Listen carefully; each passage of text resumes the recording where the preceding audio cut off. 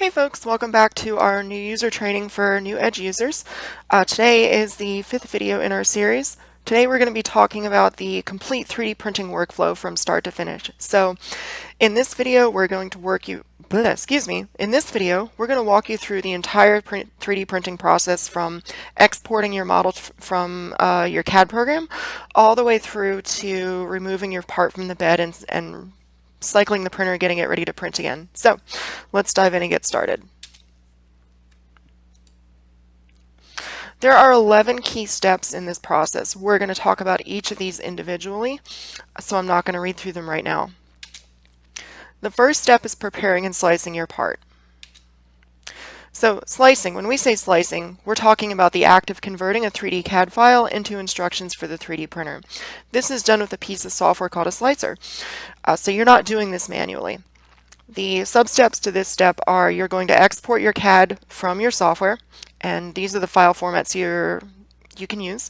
You're going to import this file into your slicer. You're going to configure your materials, your settings, and your options. So this is where you tell the slicer how you want the part printed. You're going to generate the G-code. You're going to review and check that G-code output, and then when you're satisfied with it, you're going to save that G-code file. Alright, so we're in our CAD program here, and I use SolidWorks, but you can use pretty much any CAD program out there, but just for the sake of example, we're going to use what I'm familiar with. This is a part I designed that is just a side project I was doing, so nothing special about it. It's a fairly complex part, you can see. We've got some internal threading here that's been actually designed into the geometry of the part versus virtual threads or just a thread call out. We've also got a fair amount of other geometry going on. Now, crucially,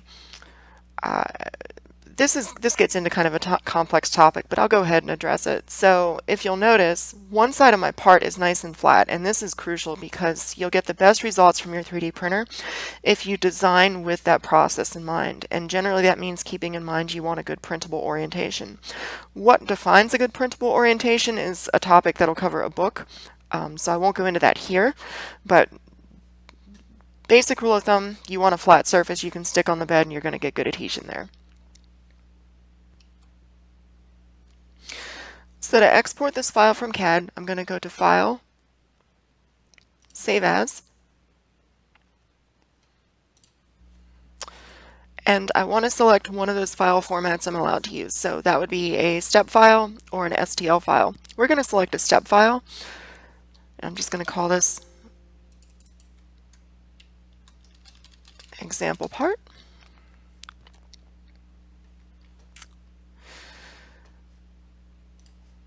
Now, if you're saving as an STL file, I'll talk about this after this is done. Okay, so let's do that. F3 Slicer, our new slicer, supports step files, and we really prefer that file format, and I'll show you why here. So if I save it as an STL file takes your geometry and divides it up into a series of triangles. And that means your curved surfaces become a series of very short, flat surfaces. What that means is you can lose some precision in your geometry. You can also, I'll just open it here. So you have to define how many triangles you want on your STL file, and this gets very tedious. Different geometry wants different settings. These are kind of my general settings, but honestly, if you can save a step file, just do a step file. It's a lot easier.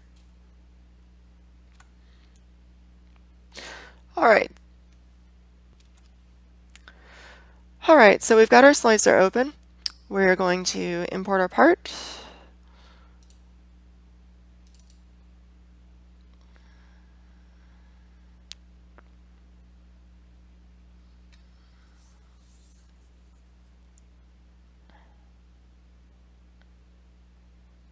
Alright, so our part's imported. It's going to show up on this list over here on the right side. Now, this is where we tell the slicer how we want this part built. So for the purposes of this demonstration, it doesn't really matter. But for example, if you wanted a stronger part versus weaker, you would change some settings versus if you want it done faster, you'd change some other settings, but that's all beyond the scope of this video. We're just trying to show you the basic workflow start to finish. So it came in the right orientation. I have this flat surface on the build plate there. If I wanted to get adventurous, I could, well, it's not really doing what I want it to do. Yeah, okay, so never mind, I can't do that. Alright, so let's go ahead and slice this and just see what it looks like. Now I'm slicing this with just stock settings, so I've made no changes, we've got support enabled, all that stuff.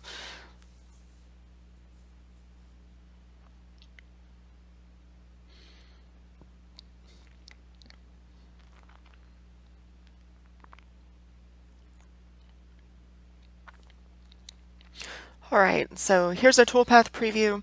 Right away I see some issues with our support generation. Let's see. Looks like about an hour for print time. So here's the issues I see, and this is a very part-specific thing. So I'm going to talk about this part, but each part's going to be different. Right away, these flats here, they don't need support material. I designed this part specifically not to need support material in there. These small holes, they don't need support material either, and getting it out of here is going to be a major pain. So let's go back to our model view. Just very quickly, I'll show you the Paint on Supports tool.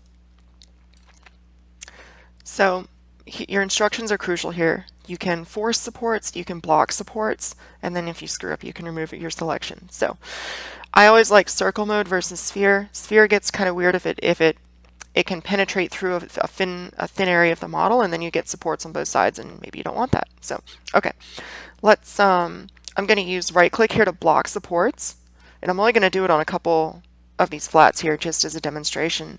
And then same thing, I'm going to block supports here and here. Now you'll notice what just happened. I bled through that hole, and I've got some other stuff going on over here. But we'll leave that for now. Let's reslice.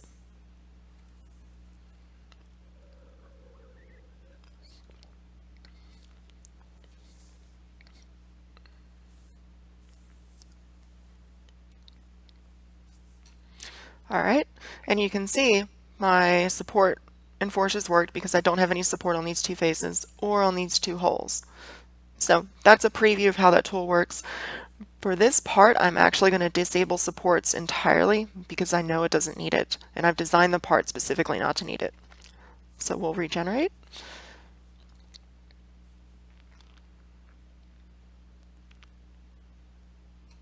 Alright, here's our print preview. I usually give a quick scroll through the layers just to look for anything weird. For example, this is a part for an older project, but I remember from experience that this threaded section is very, very thin. So I want to make sure that the toolpath is generated correctly through that section. And it looks pretty good. The rest of this looks pretty standard.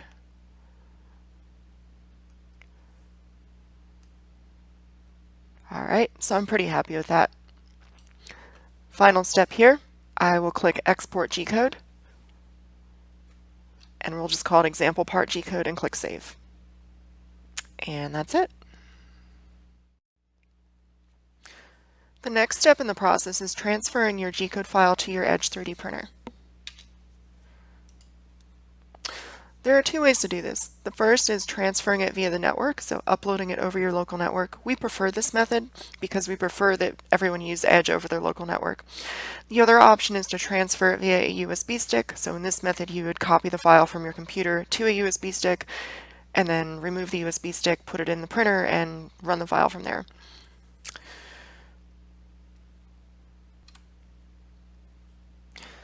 So here I have the network interface for my 3D printer up. I'm going to click on Start Print. I'm going to click on Upload G-code file. And then I'm going to upload that example part file we sliced.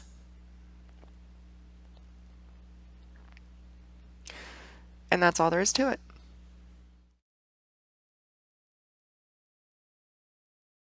So you'll need your diagonal cutters, and you just trim it off at an angle like so. Your next step is to open your filament bay. You always load the filament spools in with the filament paying off to the front, like this. You're going to open your filament monitoring section. You're going to feed it through the inlet guide, across the scrubbers, and then in there. Then you can close that. Usually you don't have to open the idler or the feed section. Usually you can just push gently and turn it, and you can see the idler bar hop up a little bit. I'll do it again. So if you watch carefully, you'll see the idler bar hop up, and the filament is feeding in. The next thing I'm looking for is the tip of the filament to show up in the tube here. I'm going to continue to feed until I see about 1.5 to 3 inches stick out to about here. Next, we're going to come down to the LCD, and we're going to press load filament. You'll see the icon indicating the print head is heating. You'll see on the temperature indicator here, we are beginning to heat as well. From here on, the loading process is pretty much automatic. Now, a couple important points about this. You do not want to turn this feed wheel so much that you manually push the filament up to the print head. Let the motor do that. So you should stop with the tip of the filament about 1.5 inches beyond the extruder. The next step is preparing the bed. There are a few key points here. First, make sure the bed is clean and dry. That means if you just cleaned it off from a previous print, make sure all the water is evaporated or wiped off the bed before you put the new coating down. Secondly, make sure the bed is below 45 degrees Celsius. If you apply a bed coating to a bed hotter than this, it will go down differently and it won't promote adhesion the same way. It behaves very differently. And generally this is the cause of bed adhesion issues because your parts will not stick to the bed. If you're in a hurry, you can remove the glass from the bed in the printer and let it cool down outside of the printer to get it below 45 Celsius before applying your coating. Make sure you're using the correct bed surface, coating, and number of coating layers for the material you're printing. Detailed information on this can be found in our approved materials list. You want to apply light, even coats of your bed coating. You don't want to push heavily as you apply it. And finally, if you're applying multiple coats, you want to apply them at multiple angles. So your first pass would be, side to side, your second pass would be front to back, and your third pass would be maybe at a 45-degree angle. What you're going to do is you're going to take your purple glue stick from your toolkit, and you are going to apply the glue stick to the area where the print's going to be. If you're not sure, do much more than you think, because you definitely don't want to be in a situation where you're printing on the glass without any coating on it. The way we like to describe this is you're basically going to pretend to be a 3D printer of glue sticks. So we're going to print something fairly small, so I'm just going to start roughly the center, and I'm just going to go back and forth here. You notice my traces are close together, so there's no gaps. I'm overlapping a fair amount. That was one pass. Now, we ship these printers with ABS. ABS requires 2 to 3 layers of glue stick, so my second pass is going to be at 90 degrees. We're going to get this out of the way so you're not filming it. Your third pass can be either 90 degrees again or 45, just something different. I usually like to do 45. Now, I'm not pushing down really hard when I do this. I'm just doing light, even coats. You don't want to be pushing down and bearing down. You just want to kind of let the glue stick do the work of distributing the glue. Okay.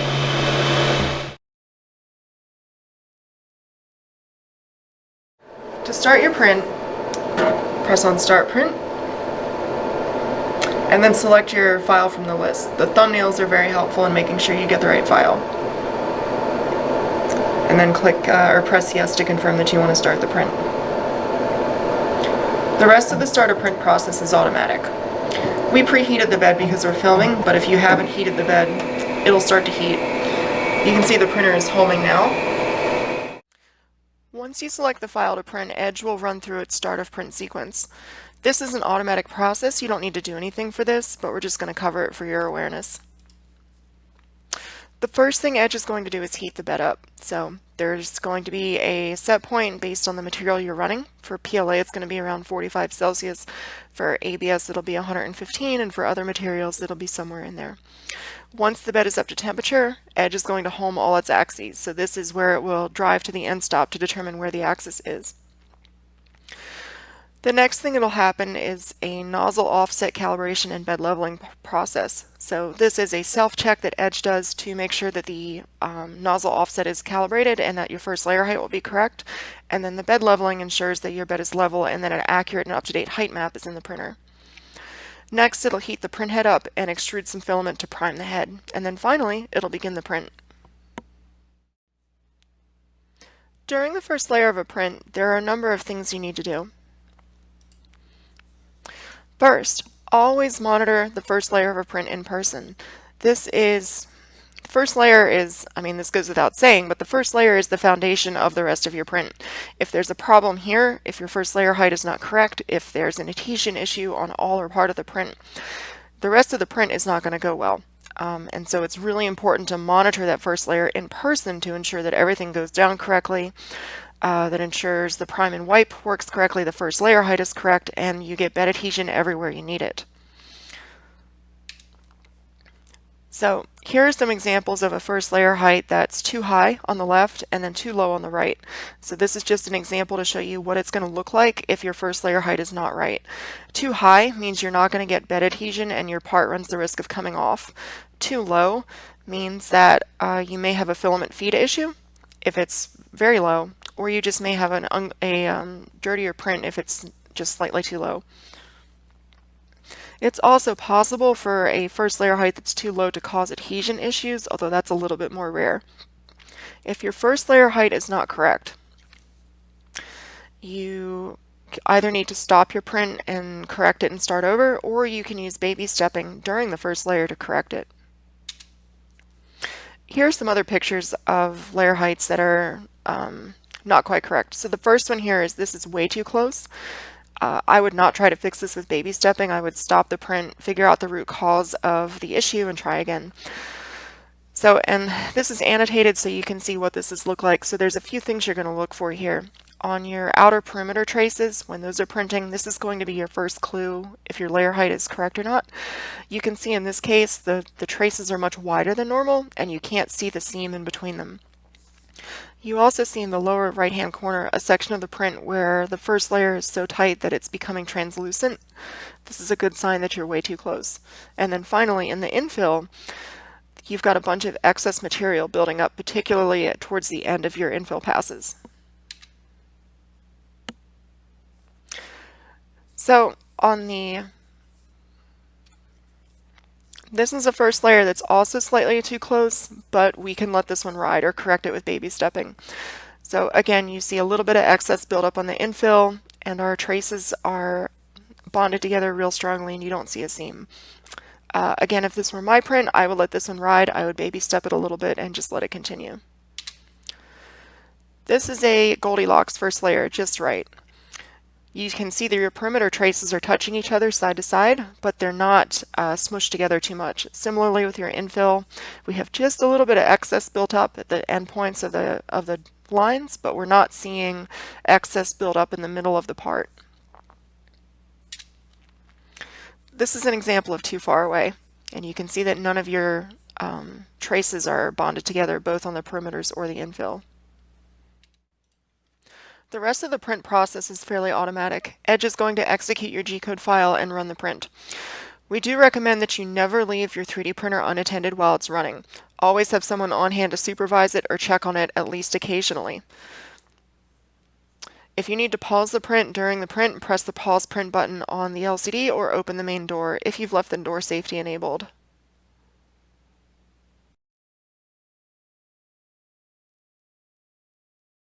At the end of the print, the bed will move to the bottom of the print chamber, and the printer will automatically turn off the print head and the bed heaters.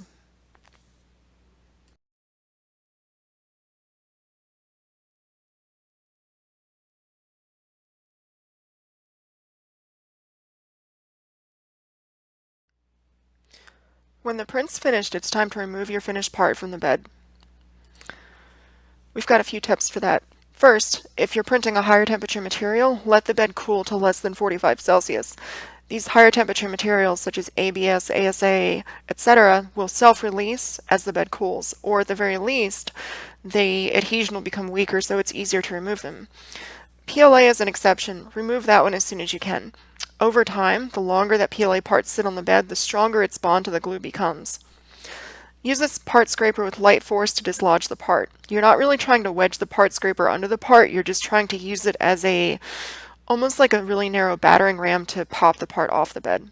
If a part is stubborn and you're finding yourself using more than a couple pounds of force, stop. Do not force it.